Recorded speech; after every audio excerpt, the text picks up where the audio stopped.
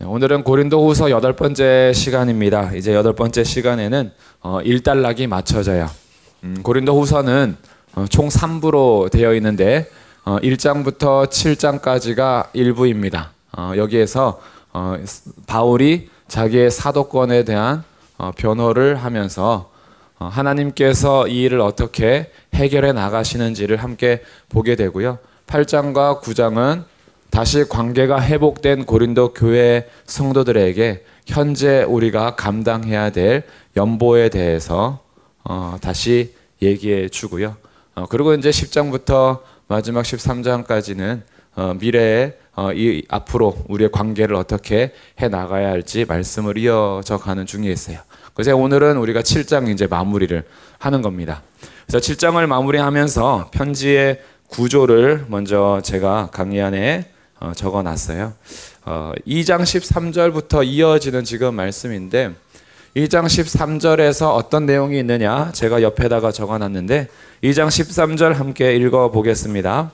시작. 내가 내 형제 디도를 만나지 못함으로 내 심령이 편하지 못하여 그들을 작별하고 마게도냐로 갔노라. 자, 디도에 대해서 나오죠.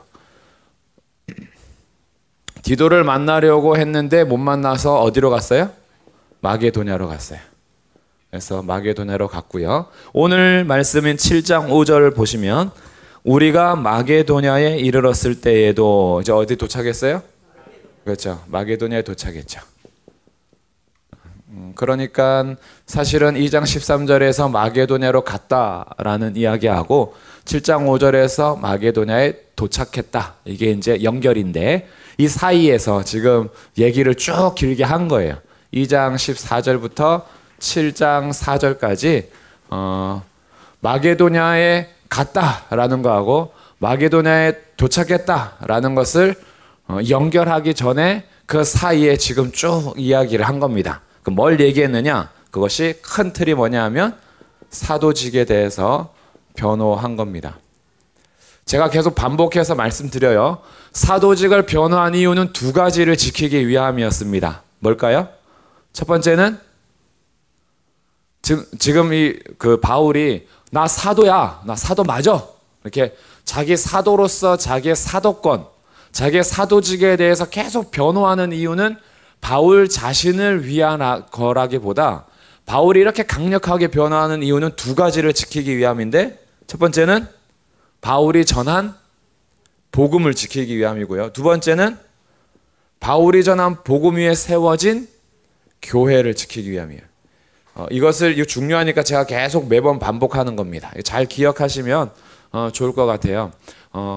잊어버리는 건 괜찮아요. 계속 반복하면 되니까. 어차피 우리는 반복해서 익혀가는 거예요. 그래서 오늘도 다시 확인하는 거예요. 바울이 지금 사도권을 변호하는 이유는 두 가지를 지키기 위함인데 첫 번째 뭘 지킨다? 복음을 지킨다. 두 번째는 교회를 지킨다. 한번 역으로 우리 예를 들어서 생각해 보시면 제가 지금까지 막 복음을 막 설명했어요.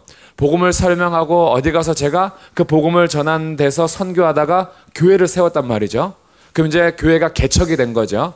복음을 전하여서 그 교회가 세워졌는데 어느 날 이단 연구소에서 저를 이단이라고 지목을 한 거예요. 지금 예를 들어서 하는 거예요. 실제로 그랬다는 게 아니라. 그래서 예를 들어서 그럼 저를 이제 이단 시비가 붙었어요. 제가. 그리고 기관에서 저를 이단이라 그랬어요. 그러면은 제가 전한 복음은 어떻게 되는 거예요? 잘못된 복음이 되겠죠. 제가 개척한 교회는 어떻게 되는 거예요? 이단 교회가 되는 거예요. 그러면 이제 저는 어떻게 해요? 됐어. 사람들이 오해하든 말든 괜찮아. 난 나대로 사는 거지. 이렇게 하면 어떻게 돼요? 복음과 교회를 상실할 수 있단 말이에요.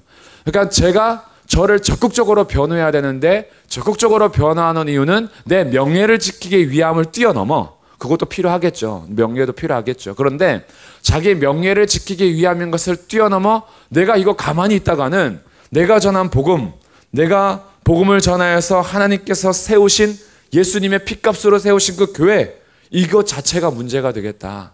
그래서 어떻게 해요? 적극적으로 항변해야죠. 이단 시비에 대해서 다시 한번 따지고 왜 그런지에 대해서 적극적으로 따져야 되겠죠. 그래서 그것이 아니다라는 것이 판별되면 복음과 교회가 지켜지는 거죠. 그래서 지금 이 사도 바울이 대적자들로부터 굉장히 공격을 받은 거예요. 바울은 사도가 아니야. 사도면 추천서가 있어야지. 예루살렘으로부터 온 추천서가 없다. 사도라면 저렇게 고난을 많이 당할 수 없어. 하나님께서 보내신 종이 무슨 그렇게 고난을 많이 받니? 어디 갈 때마다 실패하는 것 같고, 갈 때마다 매맞고, 갈 때마다 위험이 있는데 이거 하나님의 사역자가 아닌 것 같아 라는 이런 얘기하죠. 여기에 대해서는 나중에 미래에 대한 이 10장부터 13장에서 그 이유를 역설해서 굉장히 중요한 메시지로도 던질 거예요. 그리고 또 바울이 편지는 되게 힘이 있는데 글은 정말 잘 쓰는 것 같은데 설교 들어보니까 형편없어. 설교가 뭐 설교하다가 괜히 막 거품 무는 것 같고 그래서 그의 말에는 뭔가 권위가 없는 것 같아 라고 하면서 바울의 외모를 가지고 평가했단 말이에요. 그럼 잘 보세요. 추천서도 그렇고 바울의 외모도 그렇고 바울이 당하는 고난이나 환난도 그렇고 여기에 이 바울이 사도다 아니다 라는 모습에는 바울을 평가하는 기준이 진리였던 거예요? 아니면 외적인 조건이었던 거예요? 외적인 조건이었던 거죠. 그러니 이것은 사실 처음부터 시비거리가 아닌 거였어요. 이단 판별을 하는데, 이단 연구소에서 저를 판별하는데 제가 전한 말씀이나 어떤 제가 해석하는 성경이나 우리 교회가 세워져서 하는 일들에 대해서가 아니라 되게 못생겼잖아. 어떻게 주의 종이 못생길 수가 있어. 그러면 안 되지. 그러니까 이단인 것 같아. 주문진에서 태어났대. 무슨 시골에서 지금 와가지고 복음을 전한데 아닌 것 같아. 이렇게 하면 이게 기준이 된 거예요? 안 된 거예요? 안 된 거죠. 이게 안 된 거예요. 그러니까 처음부터 사실 시비거리가 아닌데 어떻게 해서든지 바울을 공격하기 위한 그 공격에 고린도 교회가 흔들렸던 거예요, 지금. 왜냐하면 그 사람들이 유력한 사람이었거든요. 고린도 교회에서 힘 있는 사람들이었어요. 선생님들 같은 사람이었어요. 그러니까 고린도 교회 성도들이 그런가 이제 막 이러면서 교회 전체가 막 흔들리게 되는 거예요. 그러다 보니까 바울은 외적인 요소에 대해서 정말 아무것도 아닌 것에 대해서 나중에 얘기는 하지만 진리에 대해서 얘기하면서 사도직을 이제 변호하는 것이 마게도냐에서 디도를 만나는 그 중간에다가 였던 거야. 그래서 그 뭐뭐 했냐 우리가 그동안 했던 건데 다시 강의안을 보시면 첫 번째 추천서에 대해서 얘기했었어요. 추천서는 내가 지금 어떤 증이 없다고, 이 증 가지고 다니는 어떤 종이 쪼가리가 없다고 너희가 그러는데 사실은 너희가 내 편지 아니냐. 너희가 나의 추천서는 먹으로 쓴 것이 아니라 너희야. 너희가 그리스도의 편지고 너희가 그리스도의 향기고 너희가 나의 추천서지. 누가 증명하겠어? 오히려 너희가 더 증명을 하는 거지. 그리고 두 번째는 새 언약의 일꾼에 대해서 얘기합니다. 이 사도의 귀한 직분이 얼마나 귀한지 모세가 가진 직분의 영광도 대단한 건데 모세의 직분보다 새 언약 일꾼의 영광은 훨씬 크다. 예수님께서 언약을 완성하신 다음에 그 언약에 따라서 그리스도의 일꾼이 되는 것은 얼마나 큰 영광인 줄 몰라 라고 하면서 질그릇 같은 연약한 이런 질그릇에 뭐가 담겼어요? 보배가 담겨 있어요. 그 새 언약의 일꾼으로서는 이 보배가 담겨 있어서 낙심하지 않아요. 낙심할 일들이 없는 게 아니라 낙심할 일들이 엄청 많은데 그런데 이 질그릇 안에 누가 계시냐면 보배이신 그리스도가 계시기 때문에 낙심할 수 있는 자리에서도 다시 소망을 가지고 일어나요. 어차피 이 장막은 없어질 거예요. 어차피 인생 죽을 거예요. 그러나 우리는 영원히 죽지 않는 새 부활이 있으니까. 그래서 소망을 잃지 않으면서 새 언약의 일꾼에 대해서 얘기한 다음에 세 번째, 이 새 언약의 그러면 일하는 직분은 무슨 목적이냐, 직책이 어떤 직책이냐 봤더니 화목의 직분이다. 그래서 화목. 첫 번째는 하나님과 우리 사이가 화목하고 하나님과 화목한 우리는 또 누구하고 화목해야 될까요? 서로. 우리 서로 화목해야 된다. 그래서 이 사도의 직분은 하나님과 화목된 우리가 너희와도 화목되기 위해서 함께 화목을 이루어 가는 거야. 그렇기 때문에 마지막 네 번째 호소에 썼어요. 너희의 마음을 넓혀라. 마음을 자꾸 좁게 하여서 너희들 자꾸 이렇게 경계선 긋지 말고 마음을 넓혀서 우리 서로 영접하자. 나도 너희를 향해서 마음을 넓혔으니 너희도 우리를 향해서 마음을 넓혀라. 이렇게 요청하면서 사도직에 대한 변호를 끝낸 거예요.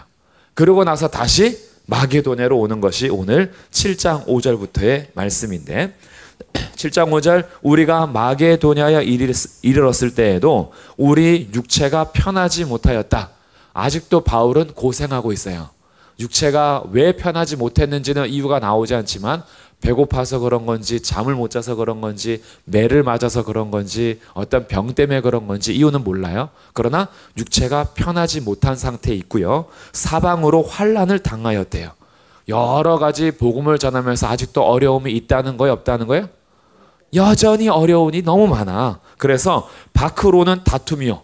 복음을 전하다 보면은 그냥 싸우기 위해서의 싸움이 아니라, 이 복음을 전할 때 바울의 다툼은 이 거짓 복음을 전하는 사람들, 이 율법으로 구원받을 수 있다라는 거짓 교사들과 논쟁과 다툼들이 많이 일어나요. 그래서 예수 그리스도의 복음을 온전히 전하기 위해서 변론했던 그 과정들을 밖으로는 다툼이요 이렇게 설명하고요. 안으로는 두려움이었다. 바울이 그렇게 담대한 것 같아도 항상 그 안에는요, 근심과 두려움이 꽉 차 있었어요. 근데 이 근심과 두려움은 이제 후에 나오는데, 그냥 우리가 무엇을 먹을까, 무엇을 마실까, 무엇을 입을까에 대한 염려와 두려움이 아니라 하나님의 나라와 교회를 위한, 복음을 위한 두려움과 그리고 염려와 근심이 항상 그 안에 있어요.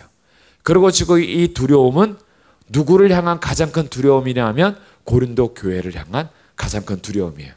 왜냐하면 자기가 첫 번째 편지를 보냈는데 이것이 잘 해결될 줄 알았죠. 고린도 전서를 보냈는데 고린도 전서를 받고 나서 오히려 반대자들이 생기고 대적자들이 생겼어요.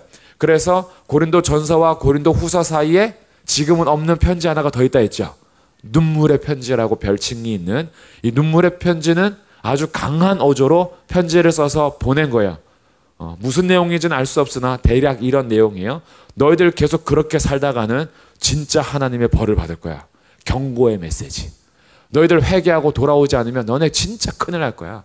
라고 이 고린도 전서를 쓸 때까지만 해도 굉장히 설득하고 설명하고 그랬다가 이것이 통하지 않았을 때 강하게 말한 거예요. 계속 그렇게 살다가는 니네 진짜 멸망에 이를 것이다. 이것이 저주하기 위한 게 아니라 속상해하면서 눈물을 흘리면서 혹독한 편지를 썼다. 이것을 썼는데 쓰고 나서 아직 응답의 여부를 알지 못해요. 그것이 두려움으로 꽉 찬 겁니다. 이 교회가 과연 잘 세워져 있을까? 복음을 잘 지켜낼 수 있을까? 이런 두려움이 바울에게 항상 있었던 거죠. 그런데 이런 가운데에 이 중간에 바울이 6절부터 16절까지 디도를 만나면서 무엇을 얻었는지 두 가지를 얻었다라고 얘기합니다. 이제 프린트물 첫 번째 밑줄입니다. 7장 6절부터 16절, 디도를 만남으로 뭐와 뭐를 얻었다 하는데, 첫 번째는 위로를 얻었다. 위로. 디도를 만남으로 무엇을 얻었다고요? 네, 위로를 얻었어요. 두 번째는 뭘 얻었을까요? 위로와 기쁨을 얻었어요. 네, 위로와 기쁨. 눈치가 이제 빠르신 분은 밑에 있어요. 근심 밑에 위로와 기쁨이 있죠. 그래서 디도를 만남으로 위로와 기쁨을 얻었다. 그러면 위로와 기쁨을 얻은 이유에 대해서 먼저 말하기 전에 중간에 나오는 바울의 근심에 대한 이야기를 먼저 해보려고 그래요. 바울의 근심을 저희가 읽었던 겁니다. 자, 근심은 8절부터 보시면, 그러므로 내가 편지로 너희를 근심하게 한 것을 후회하였으나, 이 내용 무슨 내용인지 아시겠죠? 눈물의 편지를 보낸 것을 후회하고 있었어요. 내가 너무 강하게 말한 것 아닌가? 내가 너무 혹독하게 말한 것 아닌가? 우리도 그럴 때 있죠. 누구 성도와의 교제 속에서도 그 사람을 진심으로 생각해서 강하게 말할 때가 있어요. 근데 말하고 나서 속이 편해요? 반응이 나타날 때까지 괜히 그랬나? 그럴 때 있어요. 그냥 좀 더 부드럽게 말할 걸. 내가 너무 세게 말했나? 이렇게 할 때가 있죠. 저도 뭐 이렇게 설교를 하다 보면은 좀 더 강하게 막 이렇게 할 때가 있어요. 강하게 해놓고 제가 막 속이 막 편할 것 같아요. 작년인가 재작년인가 재직 헌신 예배 제가 취소했잖아요. 그러고 나서 제가 속이 막 되게 편하고 기뻤을까요? 제지건신 예배 이렇게 할까 우리 하지 맙시다 이러고 그냥 내려갔어요. 근데 속이 하나도 안 편하죠. 돌아가서 어떻게 내가 왜 그랬지? 괜히 그랬나? 하나님 앞에 진짜 예배를 잘하고 싶어서 그 마음의 부담이 참 컸긴 컸는데 이거 된 건가? 막 이런 것들 있잖아요, 우리가. 그러니까 정말 교회를 생각하고 성도를 생각하고 상대방을 생각해서 생각하고 이제는 안 되겠다. 계속 부드럽게만 말하는 건 안 먹히는구나. 그래서 강하게 말할 때가 있어요. 우리 자녀들에게도 그럴 때 있죠. 자녀들에게도 부드럽게 말할 때 안 들어요. 그럼 어떻게 해요? 한 번은 칼을 갈다가 이제 안 되겠다. 이거 강하게 한번 얘기해야 돼. 그리고 강하게 팍 얘기할 때가 있어요. 그러고 나서 이것이 효과에 대한 내가 강하게 말한 것에 대한 반응을 보기 전까지는 우리 마음이 싹 좋진 않아요. 그래서 지금 바울도 그런 심정인 거예요. 혹독한 편지를 보내놓고 8절에 내가 편지로 너희를 근심하게 한 것을 후회하였으나 후회했어요. 그런데 지금은 후회하지 아니함은 그 편지가 너희로 잠시만 근심하게 한 줄을 알미라. 잠시만 근심하게 했대요. 근심을 안 하게 한 게 아니라 근심을 하게 했대요. 그래서 우리 인생에서요, 해야 될 근심과 하지 말아야 될 근심이 있다는 걸 알게 돼요. 이 근심에 대해서. 근심이 다 나쁜 게 아니에요. 좋은 근심도 있어요. 근데 우리는 좋은 근심을 많이 하지 않고 하지 말아야 될 나쁜 근심을 많이 한다는데 문제가 있어요. 그러면 좋은 근심은 무엇이며 나쁜 근심은 무엇인가? 우리 프린트물에 이제 나왔어요. 좋은 근심은 좀 길어요. 뭐라고 적혀 있죠? 하나님의 뜻대로 하는 근심. 하나님의 뜻대로 하는 근심은 좋은 근심. 옆에 나쁜 근심이 있어요. 그건 뭐예요? 세상 근심. 이거는 나쁜 근심이야. 자, 자기한테 물어보세요. 나는 하나님 뜻대로 하는 근심을 많이 합니까? 세상 근심을 많이 합니까? 어떠세요? 우리 세상 근심이 참 많죠. 그렇다고 성도들은요, 하나님 뜻대로 하는 근심을 안 하느냐? 아니에요.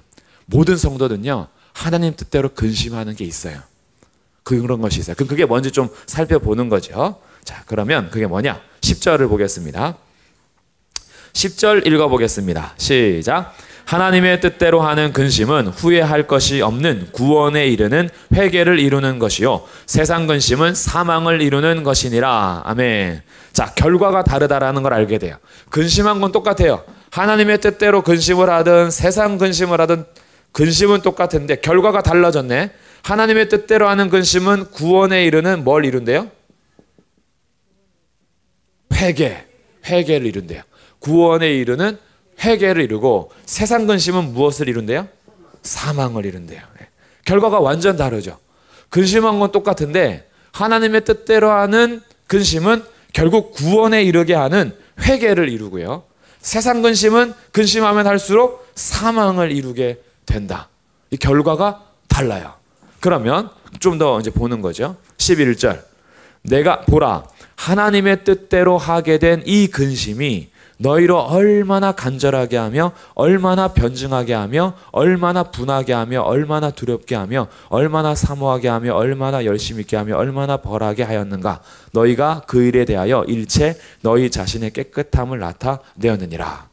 자, 그러면 하나님의 뜻대로 하는 근심이 도대체 무엇이기에 이들이 얼마나 간절하게 되고 얼마나 변증하게 되고 얼마나 분하게 되고 얼마나 두렵게 하며 얼마나 사모하게 하고 얼마나 열심히 있게 하고 얼마나 벌하는 결과를 나타내느냐. 이 근심이 무엇이기에 여러 가지가 있겠지만 오늘은 특별히 구원에 이르는 회개를 이루는 근심, 하나님 뜻대로 하는 근심은 첫 번째 죄에 대한 근심입니다. 죄에 대한 근심. 죄를 짓는데도 근심이 없으면요, 그거는 성도로서 진짜 해야 될 근심을 안 하는 사람인 거예요. 죄 짓고 나면은 우리 편하지 않아요. 성도들은 그럴 수 없어요. 교회로 부름받은 사람들은요, 죄가 발견되면 발견될수록 근심에 쌓일 수밖에 없어요. 왜 나는 아직도 이 죄에서 벗어나지 못할까? 왜 나는 계속 이 죄에 넘어질까? 왜 나는 이 죄를 계속 반복할까? 왜 이게 죄인 줄 아는데도 나는 이것을 이기지 못할까? 근심하게 돼요. 도대체 왜 그럴까? 나는 왜 변하지 못하는가? 근심하게 돼요. 그래서 이 죄에 대해서 계속 내가 근심하면 근심할수록 어떻게 되느냐? 11절에 간절하게 돼요. 이 죄를 벗어나기 위해서 변증하게 되어 죄에 대해서 분석하고요. 죄에 대해서 벗어내기 위해서 내가 다해요. 얼마나 분하게 하는지 죄가 나중에 화가 나요. 제가 화가 나고 죄가 미워지기 시작해요. 예전에는 죄가 즐거웠어요. 죄 짓는 게 즐거웠고 죄가 주는 기쁨을 기다렸는데 죄에 대해서 근심이 쌓이면 쌓일수록 죄에 대해서 기뻐하는 것이 아니라 죄가 화가 나 죽겠는데 이 죄를 어떻게 해서든지 벗어버리고 싶은데 실력이 없어서 나한테도 화가 나요. 그러면서 어떻게 해요? 죄를 점점 미워하게 돼요. 이 근심은 우리를 하여금 어디로 데려가요?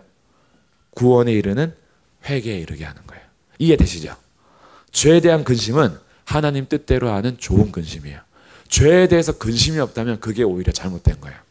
내가 오늘 하루를 살아가면서도 내가 어떻게 살았는지 나의 말과 행실을 한번 쭉 점검하여 우리의 날마다 하루의 일상을 비디오로 한번 볼 수 있으면 참 좋을 것 같아요. 우리가 어떻게 했는지 잘 몰라가지고 그냥 사는 대로 살지만 누가 이렇게 나의 일상을 이렇게 찍어가지고 이렇게 보여주면 나에 대해서 좀 더 잘 알 것 같아. 그때 그 상황에서 하지 말아야 될 말을 왜 했을까 뭐 이런 거 있잖아요. 근데 우리가 그럴 수 없으니까 한번 하루를 점검하면서 오늘 하루를 쭉 지나가는 동안에 내가 하나님 기뻐하지 않는 말과 행동은 뭐가 있었을까? 그 시간에 왜 나는 그 일을 하고 있었을까? 왜 그 생각을 하고 있었을까? 왜 내게 주어진 시간과 돈과 내게 주어진 삶을 나는 왜 그렇게 썼을까? 라고 혹시 죄에 대해서 근심하기 시작하면요, 이것은 회개에 이르는 구원에 이르게 합니다. 그럼 지금 고린도 교회에 편지를 쓴 것이 뭐였냐면 그들의 죄에 대해서 고린도 전서에 대해서 설명을 쭉 했어요. 그러면 안 되는 것에 있어서 분쟁과 음행에 대해서 특별히 너희들 분쟁하는 거 아니야. 그거 그리스도의 몸을 나누면 안 돼. 그리고 너희들 어떻게 그렇게 살 수 있니? 그럴 수 없느니라. 그리고 음행에 대해서 아니 음행이라니 말도 안 되는 일을 하고 있어. 거룩한 성전인 너희가. 그럴 수 없지. 거기에 대한 죄에 대해서 지적을 했기 때문에 이 죄에 대해서 지적을 받으면 근심하게 되는 거예요. 그러니까 누군가가 우리에게 죄를 알려주면요, 사실은 참 감사해야 돼요. 처음에는 근심이 되죠. 왜 나한테 저런 말을 할까? 왜 죄에 대해서 지적할까? 지는 얼마나 잘나가지고 정죄하지 말라 했는데 나한테 죄에 대해서 말하고 난리야. 이렇게 하면 굉장히 불편할 수도 있어요. 근데 그 죄에 대해서 우리가 다시 생각해서 아 맞아, 그게 내 죄가 맞지. 여기에 대해서 이거 인정하게 되면 이 죄는 나의 죄의 상태를 깨닫고 자기 영혼에 대해서 자기 삶에 대해서 근심하게 되고 이것은 우리를 회개로 이끌어 가는 거예요. 좋은 근심이죠. 그래서 잠시 근심할 수 있으나 이 근심은 우리를 구원에 이르는 회개에 이르게 한다. 두 번째 좋은 근심, 하나님 뜻대로 하는 근심은요, 복음을 위한 근심이에요. 복음. 저는 요즘에 여기에 대한 근심이 많아요. 복음에 대한 근심. 이단들이 너무나 많이 생겨가지고 그리고 되게 활발하게 적극적으로 열심히 일을 하시는 바람에 제가 근심이 많이 생겨요. 복음이 보호되지 못하고 복음이 그대로 전파되지 못하며 복음이 왜곡이 되고 오히려 정말 우리 복음으로 무장돼야 될 성도들을 자꾸 이단들이 빼앗아가는 이 현실을 보면서 도대체 이 복음을 어떻게 더 확실하고 정말 또 간결하고 그러나 또 정말 가장 넓고 깊게 그래서 복음으로 흔들리지 않도록 어떻게 전할 수 있을까? 어떻게 복음을 붙들 수 있을까? 이런 고민들을 많이 하게 되는 현실이에요. 우리 성도님들 주변에 이단들 꽤 있죠. 종종 만나는 환경이죠. 얼마나 드러내놓고 하는지요. 심각합니다. 심각해요. 문의도 이제 또 와요. 우리 이제 저한테도. 그러면서 복음에 대해서요. 굉장히 우리는 너무나 많이 진리를 붙들고 이 좋은 것이 있음에도 불구하고 이단들에게 노출이 돼가지고 이 복음에 대해서 우리는 근심하지 않을 수가 없는 상태가 됐어요. 특별히 교회에서도 계속 복음이 전파되어야 하고 또한 다음 세대들에게도 복음이 계속 전파되어야 되죠. 다음 세대들이 교회 그냥 물놀이하고 맛있는 거 해주고 해서 모은다고 그게 목적이 아니잖아요. 다음 세대들에게 정말 해야 되는 것은 물놀이를 통해서 떡볶이를 통해서 짜장면 사주는 거 통해서 뭐 하려고 하는 거예요? 복음 전하려고 하는 거예요. 복음 전해서 이들의 육체를 만족시키는 것보다 이들의 영혼을 만족시키는 것이 교회의 목적인 거죠. 그래서 어떻게 다음 세대들에게는 이 복음을 전할 수 있을까? 청년들에게, 학생들에게, 이 초등학생들, 유년 아이들, 영아들, 정말 이 어린 아기들도 사실은 들으면서 크는데 이런 이제 근심들. 이게 근데 저만 하는 근심은 아닐 거예요. 성도들은요, 여기에 대한 근심이 다 있어요. 교회를 향해서. 그리고 혹시나 믿지 않는 가족이 있을 때는 더 큰 근심이죠. 어떻게 하면 우리 아버지 어머니에게, 어떻게 하면 우리 형제에게, 어떻게 하면 우리 자녀들에게 이 복음을 전할 수 있을까? 이거 근심인 거죠. 이 근심은 결국 우리를 어디로 인도해요? 결국은 회개의 구원에 이르는 회개로 인도하게 돼요. 그러니까 이 복음에 대한 근심은 우리가 계속해서 가지면서 어떻게 하면 이 복음을 바르게 할 수 있으며 전파할 수 있을까라는 근심은 해야 되는 거죠. 아무 걱정 근심 없는 게 그게 좋은 게 아닌 거예요. 교회가 복음을 전하든 말든, 교회가 복음을 바르게 선포하든 말든 염려하지 맙시다. 근심하지 맙시다. 이거는 좋은 게 아닌 거예요. 좋은 게 아니에요. 복음이 전파되지 않을 때 근심해야 되는 게 그게 진짜 해야 될 근심인 거예요. 그게 하나님의 뜻이고. 그래서 복음에 대한 근심, 우리의 가정에도 우리 교회에도 이 복음이 바르게 전파되고 있는지 이거는 근심해야, 그래야지 우리를 구원에 이르는, 회개에 이르는 가정과 교회가 되게 한단 말이죠. 우리 다음 세대들도 마찬가지고. 그러다 보니까 세 번째 연결되는 하나님의 뜻의 근심은 교회를 향한 근심이에요. 교회는 결코 성도님들과 뗄래야 뗄 수 없는 그런 관계에 있는 것이 교회입니다. 교회는 결코요 이렇게 조립했다가 뗄 수 있는 게 아니에요. 교회는 몸으로 연결되어 있어요. 우리는 이게 떼줄 수 있는 데가 아니에요. 우리는 로봇이 아니거든요. 로봇은 이게 부품 빼가지고 나서 풀어가지고 떼면 돼요. 근데 우리는 그렇게 뗄 수가 없는 관계예요. 우리는 예수님 피로 한 몸이 되어버렸어요. 그래서 우리는요 교회가 남이 아니에요. 그렇잖아요. 교회가 내가 뭐 신경 안 써도 되는 그런 데가 아니에요. 교회는 내 평생에 정말 기도 제목이고, 내 평생에 교회가 정말 잘 부흥하고 있는지, 교회가 잘 서가고 있는지, 내가 이것을 평생 사실은 내 마음에 두고 기도할 염려며 근심이고 걱정인 거죠.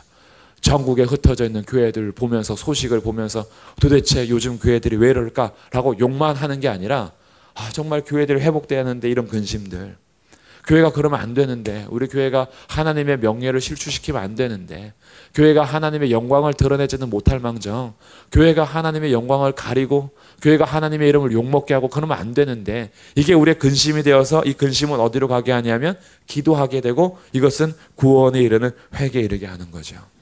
그래서 교회가 나락으로 떨어지는 것은 너의 잘못이 아니라 사실은 나의 잘못으로 품는 거예요.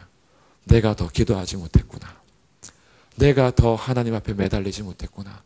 왜 한국교회가 이렇게 됐을까? 내가 한국교회를 위해서 더 기도하지 못했구나. 다 우리 형제들인데, 다 우리 함께 가야 되는 천국에서 만날 백성들인데, 내가 너무 나만 생각했구나. 나만 그냥 괜찮으면 괜찮은 줄 알았구나. 결코 그럴 수 없는데. 그러면서 교회를 향한 근심은 하나님의 뜻대로 하는 근심으로 구원에 이르는 회개에 이르게 한다. 이 근심은 우리가 가져야 될 근심인 거예요. 그래서 바울이 이런 것에 있어서 죄에 대하여서, 복음에 대해서, 교회를 대하여서 고린도 교회에다 편지를 썼는데, 썼으나 사실은 두렵기도 하고 염려도 많이 됐던 거죠. 그런데 근심을 잠깐 했으나 들려오는 소식이 아주 좋은 소식이라 그 근심에서 벗어날 수 있었다, 이런 얘기를 하는 거고요. 그 반대로 세상 근심은 뭘 이루어요? 사망을 이루어요. 살기 위해서 근심이에요. 사실은 세상 근심이요 죽으려고 하는 거 아니에요. 무엇을 먹을까, 무엇을 마실까, 무엇을 입을까, 이거 죽으려고 걱정하는 건가요? 아니, 살려고 걱정하는 거야. 살려고. 어떻게 하면 더 잘 살까? 어떻게 하면 더 행복하게 살까? 어떻게 하면 내 몸을 더 채우며 살까? 자기 잘 살려고 하는 걱정인데, 그 근심과 걱정에 쌓여있는 삶은 결국 우리를 사망으로 데려간다. 역설적이죠, 되게. 그러니까 우리 몸이 중요하지 않은 게 아니죠. 굉장히 하나님 창조하신 몸인데, 하나님께서 우리를 책임지시는데요, 하나님 책임지시는 것을 신뢰 못하는 거예요. 그래서 세상 근심하는 사람들의 특징은 뭐냐 하면 자기 인생을 하나님께 못 맡겨요. 못 맡겨요. 우리에게 필요한 게 있어요. 우리에게 필요한 믿음이 있는데, 이 믿음을 누가 이렇게 표현을 했더라고요. 뭐라고 표현했냐 하면, 이거 뭐야? 참새 믿음. 참새 믿음이 뭐예요? 참새가 성경에 나와요, 안 나와요? 나오죠. 참새가 어디에 나오냐면, 그렇죠, 하나님의 뜻이 아니면 참새 한 마리도 한 아사리온에 팔리지 않아요. 참새도 하나님이 책임지시는데 그래서 뭐라 그래요? 하물며 너희 일까 보냐. 참새만도 못하냐. 참새 믿음이 필요하다. 참새 믿음. 아니 참새도 책임지시는 하나님이라면 들에 핀 백합화를 보라. 누가 기르지도 않고 거두지도 않고 돌보지도 않는데 하나님이 돌봐서 그렇게 꽃들이 잘 피는 거 아니냐. 근데 하물며 너희일까 보냐. 이건 뭐예요? 너희가 훨씬 귀하다 천하다? 귀하다. 참새보다도 귀하고 들의 꽃보다도 귀한데 근데 내가 너희를 왜 안 돌보는 것처럼 왜 그 신뢰하지 못하냐. 그래서 세상 근심을 하는 사람들의 특징은 뭐냐 하면 하나님을 신뢰하지 않는 거예요. 하나님이 내 인생을 책임져야겠다라는 신뢰를 못해요. 그러니까 항상 어떻게 해요? 자기가 아둥바둥거려요. 아둥바둥. 아 못하면 어떡하지? 아 이거 망하면 어떡하지? 아 이거 저래서 어떡하지? 그래서 정말 철저하게 계획해요. 자기 인생을 철저하게 계획하고 철저하게 알아보고 철저하게 조사하고 자기가 모든 자기의 힘으로 자기 인생을 계속 펼쳐나가려 하죠. 그 근심은 결국 우리를 사망으로 이끈다. 이거 정말 들어야 될 사람 많은데 우리가 자녀들을 위해서도 그렇고 우리의 취업도 우리 학생들 대학도 우리가 살아간 우리의 삶의 방향도 사실은요 하나님 앞에 우리가 다 맡기지 못하니까 내가 자꾸 책임지려고 하는 거죠. 내가 자꾸 아둥바둥거리면서 하나님 앞에 정말 해야 될 근심은 하지 않고 하지 말아야 될 근심을 하면서 오히려 누구를 등지고 있냐 하면 하나님을 등지고 있어요. 하나님을 주인 삼지 못하는 모습들. 그러다 보니까 우리 이것은 다 결국 하나님을 등지는 삶은 결국 사망으로 갈 수밖에 없죠. 근데 우리들이 하는 대부분의 근심이 내 죄에 대한 근심이나 복음에 대한 근심이나 교회에 대한 근심보다는 하나님을 신뢰하지 못해서 이 땅에서 어떻게 살아야 할지에 대한 근심이 너무나 많은 거예요. 그러나 그 근심한다고 해결되지도 않는데 그럼 그 근심이 있으면 차라리 기도를 하러 오든가 하나님 앞에 정말 기도하면서 매달려야 되는데 그것도 안 하고 생각만 열심히 하는 거죠. 근심하면서. 예전에는 그래도 이 세상 근심을 가지고 나서 기도했어요. 요즘에는 세상 근심을 가지고 기도도 안 해요. 그냥 근심만 해요. 근데 기도하다 보면은 우리의 근심이 사라지고 우리가 정말 자기의 죄에 대해서 탄복하고 복음에 대해서 찬양하며 교회에 대해서 우리가 기도하면서 우리가 다시 회복이 됐는데 우리는 세상 근심을 하면서 계속 사망의 상태에 가는 모습들이 많죠. 그래서 오늘 우리에게 다시 요구하는 것은 바울은 세상 근심을 하고 그 지금 두려워했던 게 아니다. 바울은 정말 이 고린도 교회를 위해서 고린도 교회의 죄를 지적하고 그들이 복음 앞에 서길 바라며 이 교회를 위해서 한 근심이 사실은 쓰게 말하고 나서 후회를 조금 하긴 했으나 근데 결과가 어땠냐 보면요. 자, 결과를 보겠습니다. 결과는 자 6절 7절입니다. 함께 읽어보겠습니다. 시작. 그러나 낙심한 자들을 위로하시는 하나님이 디도가 오므로 우리를 위로하셨으니 그가 온 것뿐 아니요 오직 그가 너희에게서 받은 그 위로로 위로하고 너희의 사모함과 애통함과 나를 위하여 열심 있는 것을 우리에게 보고함으로 나를 더욱 기쁘게 하였느니라. 아멘. 하나님께서 위로와 기쁨을 주셨대요. 이 근심에 잠깐 쌓여 있었으나 디도가 오므로 다시 기쁨을 얻었는데 위로와 기쁨을 받을 수 있었던 이유들을 조금 이렇게 세부적으로 나눠보니까 6절에 낙심한 자들을 위로하시는 누가 계세요? 하나님. 첫 번째는 위로하시는 하나님이 계신다. 우리가 진짜 위로를 받을 수 있는 이유는요. 우리 성도님들을 위로하시는 하나님이 계십니다. 지금도 하나님은 자기 백성들을 위로하기를 원하세요. 오늘 마음에 어떤 근심이 있으신 분들이 있었다면요. 위로하시는 하나님의 위로가 우리 성도님들에게 있기를 주님의 이름으로 축복합니다. 하나님은 그 위로를 원하시는 거예요. 위로해 주시는 거죠. 근데 그 위로를 어떻게 하시냐면요. 하나님께서 위에서부터 부어주시는 위로가 있을 때도 있지만 대부분 하나님은 사람들과의 관계를 통해서나 아니면 사람들과의 만남을 통해서 위로를 주세요. 그래서 그 위로를 바울은 어떻게 받았느냐. 두 번째, 누가 오므로? 디도가 오므로. 디도를 만나기 위해서 마게도냐 갔는데 디도가 왔어요. 디도가 온 것을 보고 먼저 위로를 받았어요. 야, 디도를 드디어 만났다. 그런데 이 디도가 오므로 우리를 위로하셨으니 그가 올 때 그냥 디도가 온 것뿐만이 아니라 세 번째 7절 오직 그가 너희에게서 받은 그 위로로 위로하고. 디도가 뭘 받았어요? 디도가 고린도 교회에서 위로를 받았어요. 디도가 받은 위로로 바울도 위로를 받아요. 우리 그런 경우들 많잖아요. 교회에서 하나님께서 주신 위로가 충분해지면요, 내가 먼저 하나님께 위로를 받고 이 위로를 가지고 어떻게 해요? 우리 가정 아이나 내가 만나는 사람들의 그것을 전달하는 축복의 통로가 될 수 있어요. 위로의 통로가 될 수 있는 거죠. 그러니까 지금 디도가 고린도 교회에서 위로를 받았어요. 그리고 위로를 가지고 바울을 위로하고 있어요. 회복이 되고 있는 거죠. 네 번째, 이 고린도 교회 사람들의 이야기를 보고받았는데 첫 번째, 그 네 번째 보면 너희의 사모함, 너희의 사모함, 사모하는 거죠. 간절함, 이 열망 이런 것이 있는데 이 고린도 교회 성도들도 복음과 교회에 대해서 바르게 세워지길 원하는 사모함이 있어요. 두 번째, 애통함이 있어요. 5번이에요. 5번. 너희의 애통함. 애통함. 그들도 죄에 대해서 슬퍼하고 울고 있어요.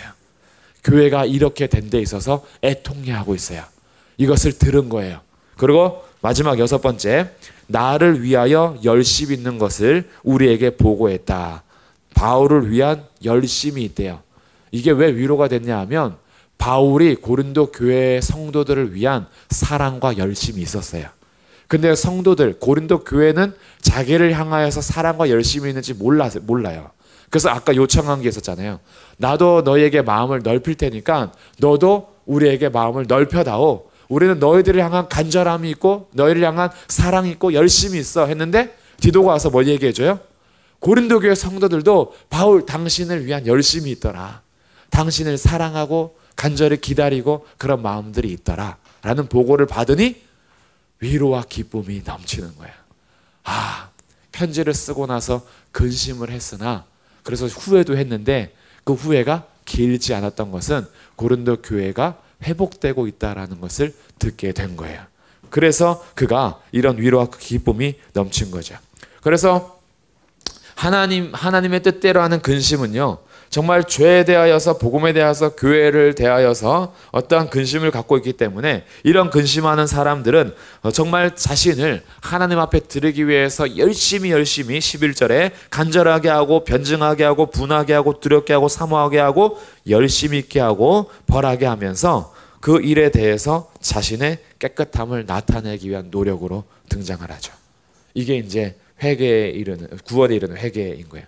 회개는 자기의 잘못을 인정할 뿐 아니라 자기의 잘못된 삶에서 돌이키는 것이기 때문에 자기의 죄에 대해서 진짜로 근심하는 사람, 정말 자기 죄에 대해서, 복음에 대해서, 교회에 대해서 진심으로 근심하는 사람, 하나님의 뜻대로 근심하는 사람은 자기의 삶을 변화시키기 위해서 그렇게 노력하는 거예요. 하나님 기뻐하지 않는 것들은 끊으려고 노력하고 하나님 기뻐하는 일들은 열심히 하려고 노력하는 그런 간절함을 통해서 자신의 깨끗함을 나타내는 거죠. 그래서 결국 이런 그들의 삶을 듣고 바울이 위로와 기쁨을 받은 거예요. 그래서 이제 결론적으로 마지막인데, 바울이 그동안 고린도 전서를 쓰고 그리고 중간에 혹독한 편지, 눈물의 편지를 쓰고 고린도 후서를 기록하기 전까지 정말 이 디도를 만나기 전까지 애타했던 마음들, 그리고 디도를 만난 이후에 위로를 받고 나서 쓴 게 고린도 후서예요. 그러니까 고린도 후서를 쓴 것은 이미 해결되고 나서 쓴 거예요. 해결되고 위로를 받은 상태에서 쓰는 거예요. 그러면서 그 과정을 쭉 기록하고 있는데 태풍이 한번 몰아친 거죠. 태풍이. 바울과 고린도 교회 사이에 신뢰가 깨질 만큼 태풍이 몰아친 거예요. 아니 어떻게 이렇게까지 관계가 깨질 수 있는지 완전히 박살날 정도로 밑바닥까지 치고 간 거예요. 그런데 태풍이 한번 지나고 나면요, 태풍이 지날 때는 그렇게 고통스럽고 태풍이 지날 때는 그렇게 위험하고 그렇게 비바람이 무서운데 태풍이 지나고 나면요, 바다가 완전히 뒤집혀서 다시 정결하게 되잖아요. 태풍이 한번 몰아치면요, 바다 밑바닥에서부터요, 이 쓰레기를 완전히 이렇게 뒤집어 버리거든요. 그래서 태풍이 오지 않으면 오히려 또 오염이 되는 건데 태풍이 계속 몰아치면서 사실은 바다를 또 정화시킨단 말이에요. 그러니까 이 성도와 바울과 고린도 교회 성도 사이에 태풍이 몰아쳤는데 이 몰아친 태풍을 그냥 완전히 폐허로 끝내지 않고 서로의 신뢰를 더욱더 견고히 함으로 태풍이 지나간 이후에 마지막 16절 우리 같이 한번 읽어보겠습니다. 15절 16절 시작. 그가 너희 모든 사람들이 두려움과 떨므로 자기를 영접하여 순종한 것을 생각하고 너희를 향하여 그의 심정이 더욱 깊었으니 내가 범사에 너희를 신뢰하게 된 것을 기뻐하노라. 내가 범사에 너희를 어떻게 했어요? 신뢰하게 됐대요. 믿음이 더 깊어졌어요. 성도와 성도의 사이에서, 성도와 목회자의 사이에서 태풍이 지나갈 때가 있어요. 근데 태풍이 지나갈 때 그냥 지나가고 나서 폐허로만 남지 않기 위해서는 우리가 반드시 죄에 대하여, 복음에 대하여, 교회에 대하여 하나님 뜻대로 하는 근심을 함께 할 필요가 있어요. 그러지 않으면 태풍이 지나간 다음에 그냥 폐허로 남아요. 그런데 우리가 이 태풍이 지나가면서 계속 누구를 바라보냐 하면 하나님을 바라보는 거예요. 이 태풍을 주관하시는 하나님을 의지하는 거예요. 우리를 정말 왜 이렇게 죽음에까지 몰아세웠을까? 우리가 사형 선고를 받은 것처럼 우리가 완전히 밑바닥에 됐을 때, 그래서 그때 우리가 우리를 의지하지 말고 죽은 자를 살리시는 하나님만 의지하는 법을 배우게 한 거구나. 이 하나님의 뜻대라는 근심에 쌓여서요, 자기의 죄와 복음과 교회에 대한 이 근심이 자기를 정말 사형 선고 받은 것처럼 완전히 밑바닥에 딱 떨어뜨렸을 그때에 하나님이 있다라는 것을 기억하고, 그렇지, 내가 내 힘을 의지할 수도 없고 내 경험과 내 지혜를 의지할 수도 없고 우리가 의지할 분은 오직 하나님밖에 없지. 그래서 각자가 하나님 앞에서 서기 시작하면요, 태풍이 지나간 다음에 그 관계는 범사에 신뢰하게 되므로 훨씬 깊은 관계를 누릴 수가 있어요. 이게 복음 안에서의 성도의 교제인 거예요. 복음 안에서 회복되는 은혜인 거죠. 저는 이런 관계가 우리 성도들과의 관계, 저와 성도들 간의 관계, 성도와 성도들 간의 관계가 되기를 주님의 이름으로 축복합니다.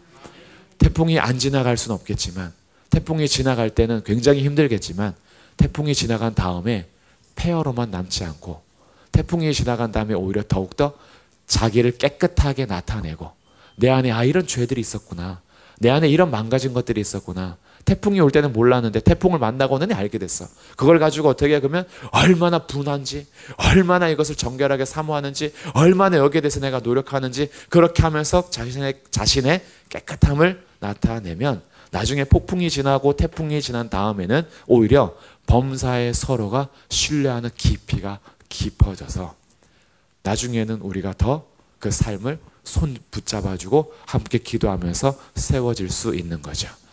교회의 연역이 오래 돼간다는 것은요, 이런 일들을 겪어나가면서 신뢰를 깊이 할 수 있는 아주 그런 귀한 은혜인 거죠.